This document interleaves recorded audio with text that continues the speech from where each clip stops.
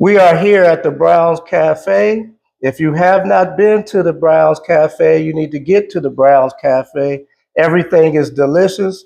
I am here with a phenomenal woman. She is a mother, she is a grandmother, she is a leader. And what I have to say to sum it up is I've been married 11 years, and her and her husband were our marriage counselors, and I appreciate everything that they said and did for us in marriage counseling. And right now, I'll allow her to introduce herself. Thank you so much for that awesome introduction. Again, my name is Lisa Cole, and I am a lifelong resident for Springfield, Ohio. I was born and raised here.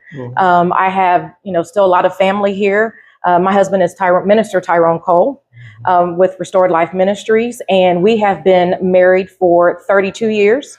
We've been in a relationship for almost 39 years. We have 5 children and 5 grandchildren. Yes. So it is just a blessing to be here with you this morning. And it was a blessing to, speak and sit down and, mentor with you and your beautiful wife, Danielle. And it's just such a blessing to see you all thrive, with your family 11 years later. Yeah, thank you. You're a lifelong Springfield resident. Yes, born and raised. Can you talk about that? Yes. One thing that I will say, and I've been asked a lot of times throughout the years is, after, graduated from high school, why I decided to stay here in Springfield. And in addition to, my family, it was just, I felt that I was rooted here in Springfield. And I felt that this was the place where in the future that I would be able to make a difference within the community, not only in the community and not only within my, church, but also in whatever arena that God called me to. So whether or not it was an organization, and I would say first and foremost, my position.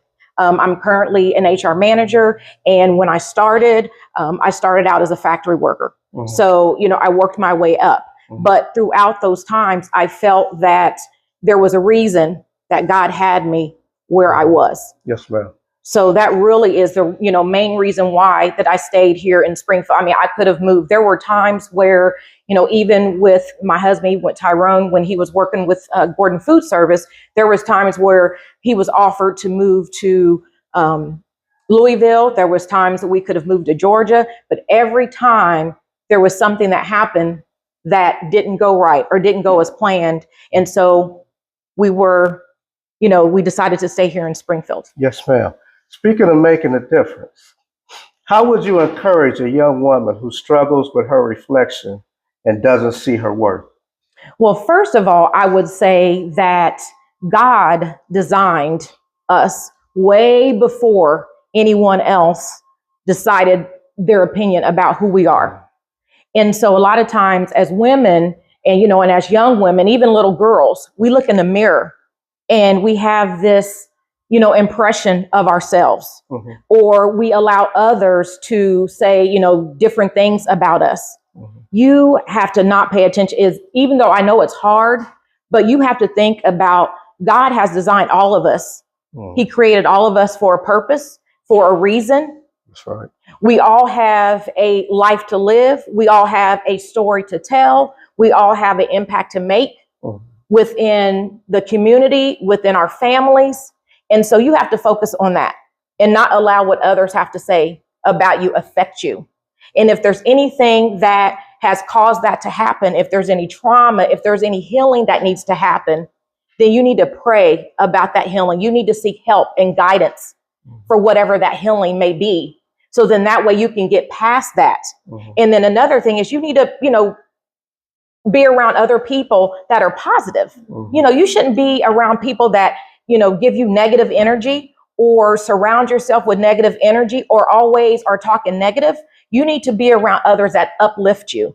I mean, even as little girls, you've heard that term about mean girls, and I think about growing up, as a young, woman or a little girl, here in Springfield, going to Highlands Elementary School, going to, Hayward, middle school, even going to Springfield South. I think back, there were some mean girls, and I am just, I'm thankful that I did not allow some of those negative things that were said about me or negative things that were done to me impact me, as far as my self-worth. But I also think about, which is totally different than what it, was back then and what it is now, is social media. There's so much negativity and everything's out there on social media. There's, TikTok, I realize that, Instagram, from the most part is, solely about, pictures. And that's why you have a lot of people that say, well, I'll do Instagram, or, I might, watch TikTok or do videos, but they stay away from Facebook because there's so much negativity. Now I do get on Facebook, and I mean, I'm, part of, the Facebook community, but once I start seeing negative stuff, I'll log off. But I think that that's also a difference. So, as parents, and grandparents, as best we can to try to monitor that activity, because I think that, some of that stuff can get really deep rooted down into our souls, and whether or not that's a little girl or a little boy, and it can just carry on, with us, and we hold on to that. That's right. I want to stay with young women. What advice would you give to young women who are being pressured by young men to have sex? And how could they assert their boundaries and stay safe? Well, first of all, your body is your own. Your body belongs to yourself. And just because, and whatever your values are. So if your values are that you do not want to have sexual relationships until after you're married, then whomever that you're dating or that you are engaged in a friendship with, they should respect those boundaries. Those are your boundaries. Those are your beliefs. Those are your values. Saying no is self-respect. It's not a rejection. It doesn't mean that I don't like you. It doesn't mean that I don't love you. It's just that those are my values. That's what I believe in. And that's what I want to hold on to. So it doesn't mean that, well, I don't want to have sex with you. So it's the end of our relationship. Because if that is what the relationship is built upon, then that is not a relationship that you want to be in. That's red flag number one.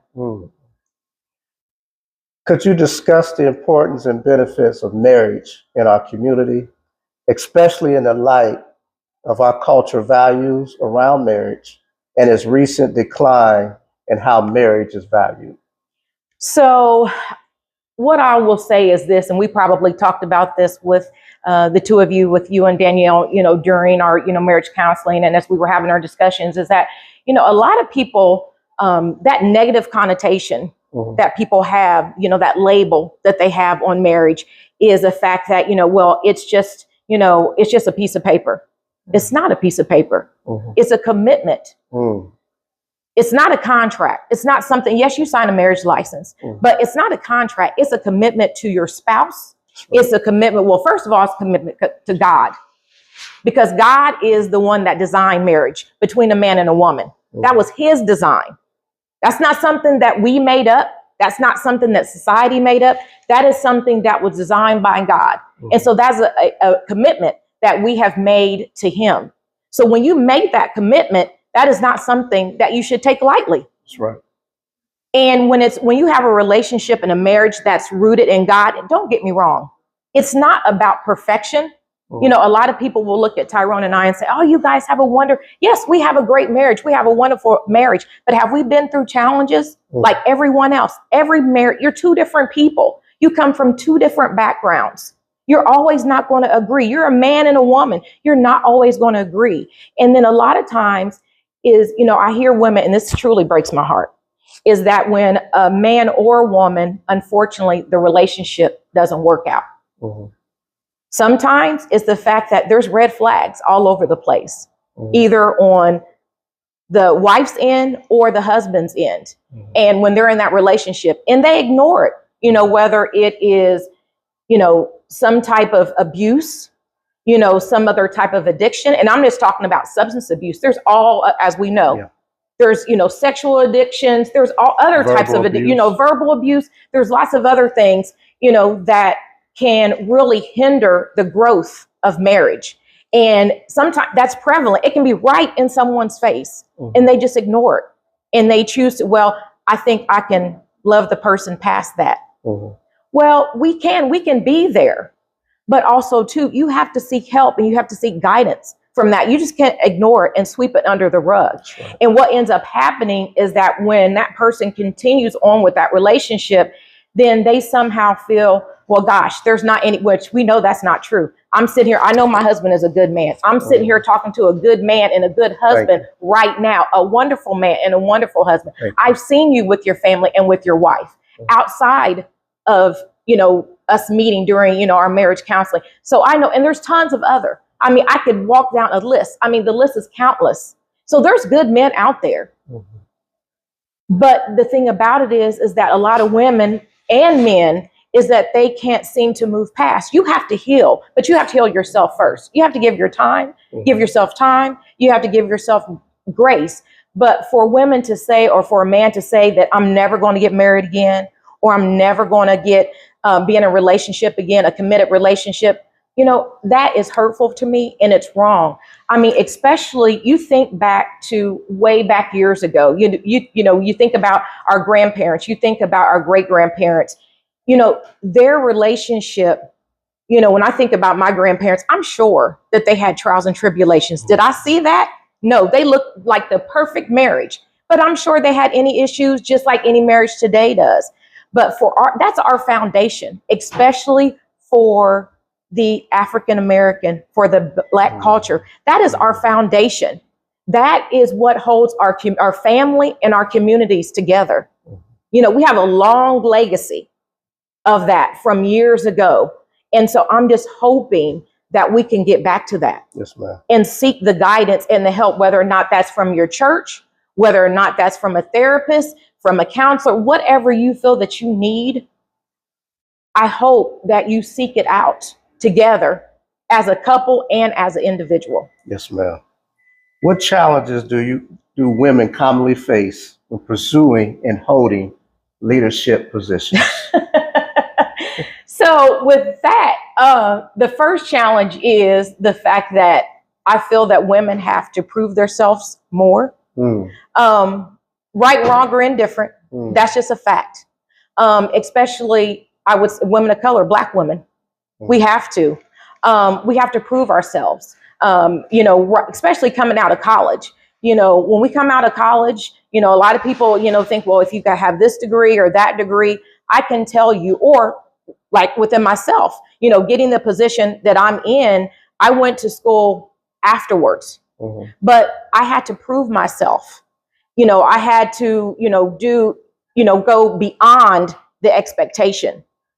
And a lot of times as women, that's what we have to do. We think of, myself, when I think about if I'm sitting in a boardroom and I'm looking around the table, I don't see anyone that looks like me. And I often wonder why. And for whatever reason, that happens. And that happens in a lot of boardrooms. That happens in a lot of, when you're sitting at a table. But one thing that you have to make sure of is find a way to have a seat at the table. That's right. We have to balance so much more. Outside of work, we have to balance our families. We're multitaskers as women. We're, biologically, we're just multitaskers. And sometimes, that can get in the way. And I tell you, another thing that always, cracks me up is the fact that, you can be in a meeting and a man, and I'm just being honest, he can be mean, he can be rude, he can yell and scream, and everyone just moves on about their business. But as women, we do that. We're being too emotional. We're acting out. We have a problem, or we need help. We need to see guidance. Well, she has an attitude. She has an attitude problem. She needs to get that together. Or, some other choice words that I won't say, how we're acting. But men can get away with that. And so what you have to do as a woman is that, again, you cannot allow that to scare you away. You cannot allow that to deter you. You cannot allow, when you're sitting in a room, regardless of who the audience is, someone to overtalk you. You have to make sure that you are confident. Do not allow someone to tell you that you're not supposed to be there. Be confident about that. That's right. As a woman of faith, In what ways has God strengthened you or sustained you through the challenges and hardships you have encountered in your life? Well, it's taken me some time to get there, which, I mean, as we all know, we still haven't arrived. We still haven't all, gotten there. But I will say that the challenges and the tribulations that I have been throughout my life without God, I even think about even when my husband and I first got married, some of the challenges that we went through and we were able to overcome. That was God. Although we may not have looked at it at that point in time. I mean, don't get me wrong. We've always believed in God. God, I've always had faith in God, but God has grown. I'll say how I've grown up is through the different things that he's taken me through. And even when I've been hard-headed and not listened, there's been some times where I had to take some lumps and bumps, where I wasn't obedient and where I didn't pass the test. And so when I didn't pass the test, guess what I had to do? I had to take that test again. And, as human beings, that's where we fall short, is that we have to keep taking that test over and over and over again because we keep failing it. And one thing that we have to realize and know, that God does not give up on us.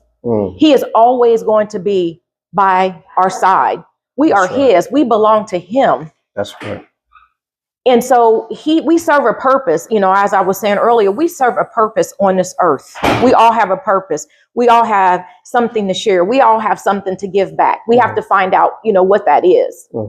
We have to, everybody has a different walk. That's right. My walk is not your walk, and vice versa. And so, a lot of times, as women, we look at our lives and we think about, I have friends that, lead a totally different life than what I do. Maybe they're single or they don't have any children, and they wonder why. Well, why why haven't I found someone? Why haven't I found my soulmate? Or why don't I have any children?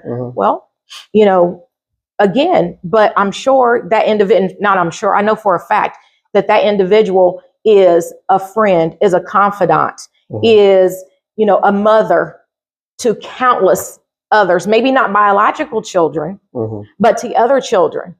And so how they've gotten through that is their faith in what God has called them to be and what God has called them to do. And again, how he has sustained me throughout all of it is just showing me over and over and over and over again how faithful and how true he is, even when it doesn't look like it, or even it doesn't seem to go the way I want it to go, or even when it doesn't go the way, that's not what he designed for my life. And so I have to hold on to the fact that, and trust and have faith in him, that the way that I know that the way he's guiding me is the right way. Yes, ma'am. And that's the way I have to follow, and I have to be obedient to him and not to Lisa. Yes, ma'am. Speaking about giving up, what advice would you give to women, and you touched on some of them, who has given up on relationships with men because they've been hurt or mistreated in the past? What women have to do is, again, and I think like you said, I touched upon this.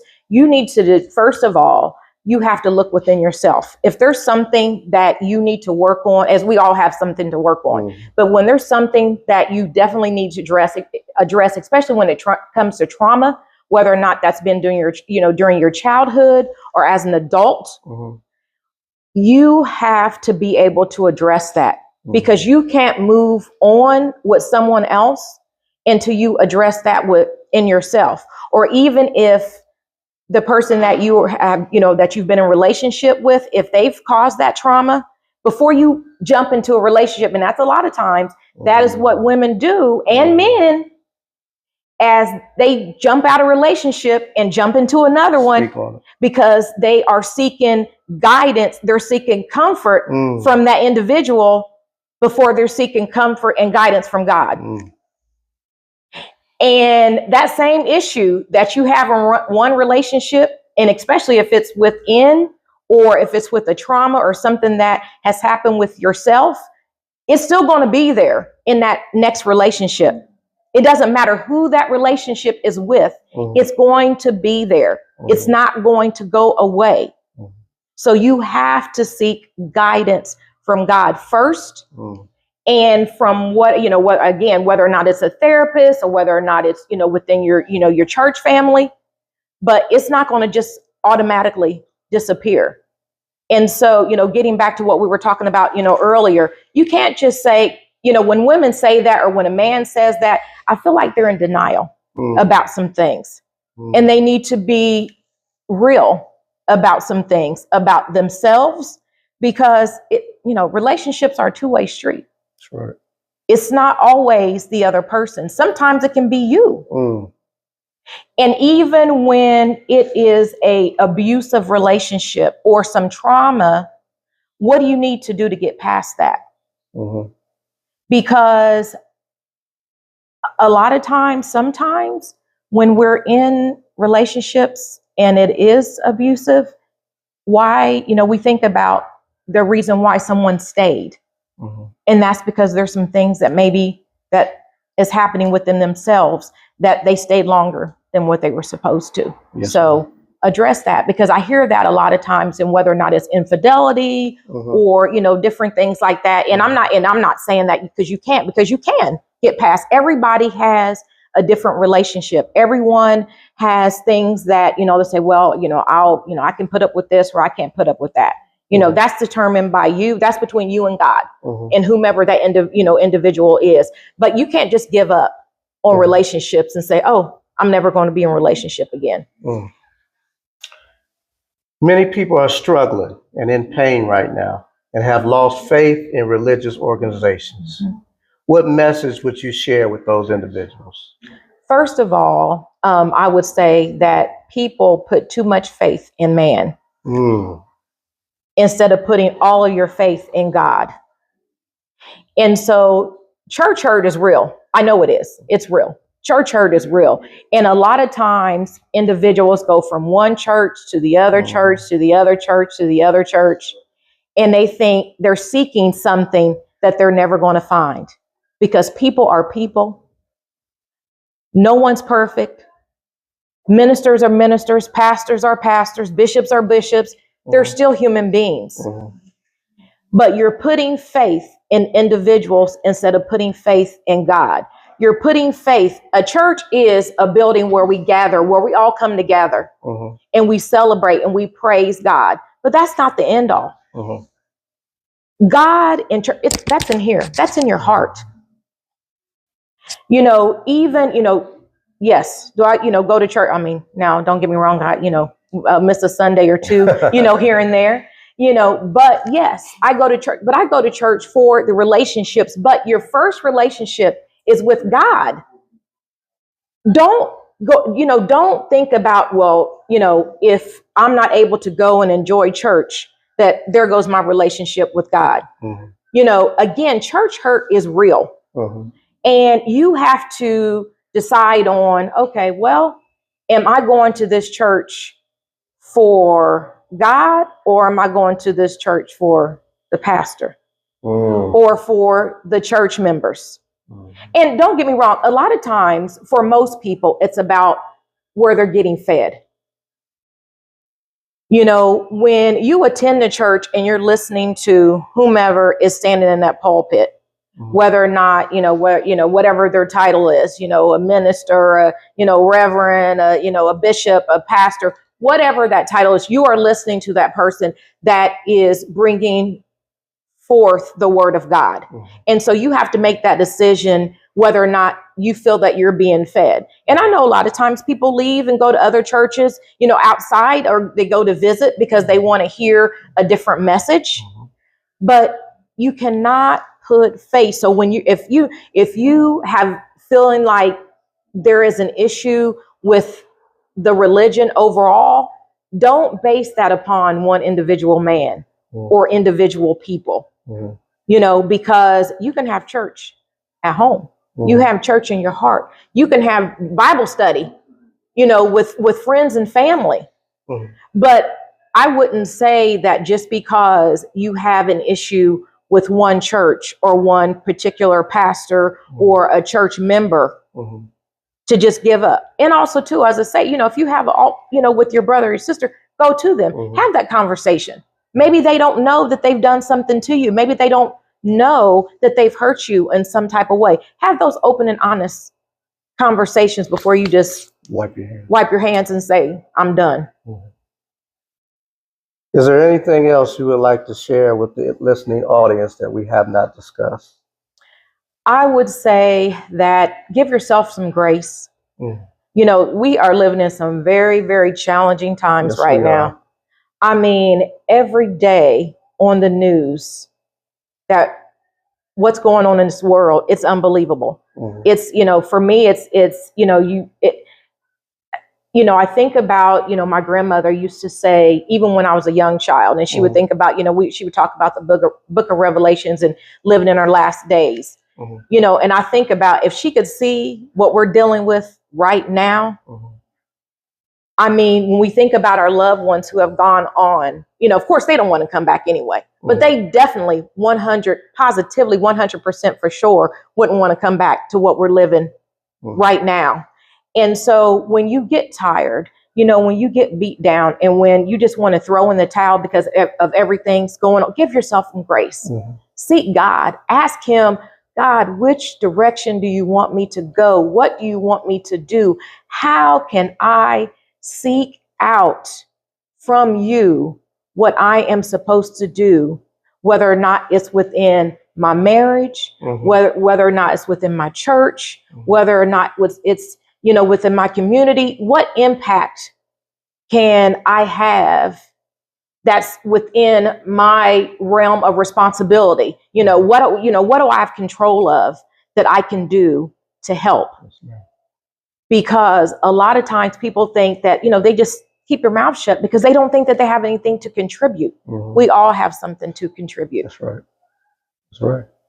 Well, this will not be the last time we have Miss Lisa on the show.